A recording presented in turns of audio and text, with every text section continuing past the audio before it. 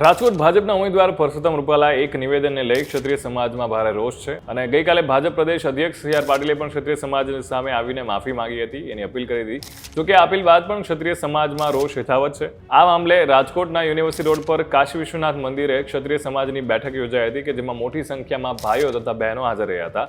હવે આ અંગે આગેવાન પીટી જાડેજાએ સ્પષ્ટ જણાવ્યું હતું કે પાટીલ નહીં પણ મોદી સાહેબ અપીલ કરે તો પણ અમારો નિર્ણય છે અડગ છે. અમે મોદી સાહેબને પણ સામી અપીલ કરીશું કે રોડ પર ઉતરેલી રાજપૂતાણીઓને ન્યાય આપવામાં આવે. 256 ગામોમાં હાલમાં બેનરો પહોંચાડી દેવામાં આવે છે અને અત્યાર સુધીમાં 20,000થી પણ વધારે પત્રિકાઓ છે એ વહેંચાઈ ચૂકી છે અને બાકીની પત્રિકાઓ છે એ પણ અત્યારે છાપવાનું કામ ચાલી રહ્યું છે. આ ઉપરાંત 256 ગામમાં બેનરો પહોંચાડી દઈને હાલ સમાજમાં ભારે રોષની જે લાગણી જોવા મળી રહી છે. પાટીલ સાહેબના નિવેદન બાદ પણ લોકોમાં રોષમાં છે એ વધારો થઈ રહ્યો છે. જોકે પીટી જાડેજાનું એવું કહેવું છે કે અમે સમાજના લોકોને સ્પષ્ટ કહીએ છીએ કે અમે ખરીદાય કે પછી વેચાઈ જાય એવા નથી.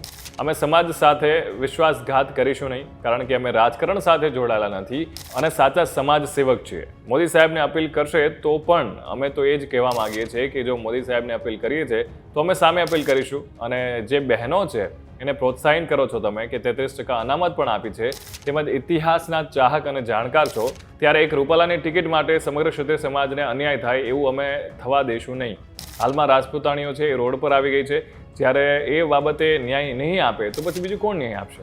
આવું કહેવાથી એમને વિશ્વાસ છે કે મોદી સાહેબ છે એ અમારી વાત સાંભળશે. અને એટલું જ નહીં, ક્ષત્રિયોના કોઈ પણ રાષ્ટ્રીય લેવલના પદાધિકારી આવે તો પણ અમારો જવાબ છે એ આ જ રહેશે. અને જોવાનું એ રહેશે કે આજે એ સમાચાર એ પણ આવ્યા છે કે પદ્મિની બા વાળા કે જે એક આગેવાન છે આ અત્યારે જે આખી વાત ચાલી રહી છે એમાં, એમણે પણ અન્નનો ત્યાગ કર્યો છે અને એના કારણે પણ હવે ધીરે ધીરે છે આ આંદોલન છે ઉગ્ર બની રહ્યું છે. અને ઇવન આજે રાજપૂત સમાજનું છે એક બેઠક પણ થવાની છે.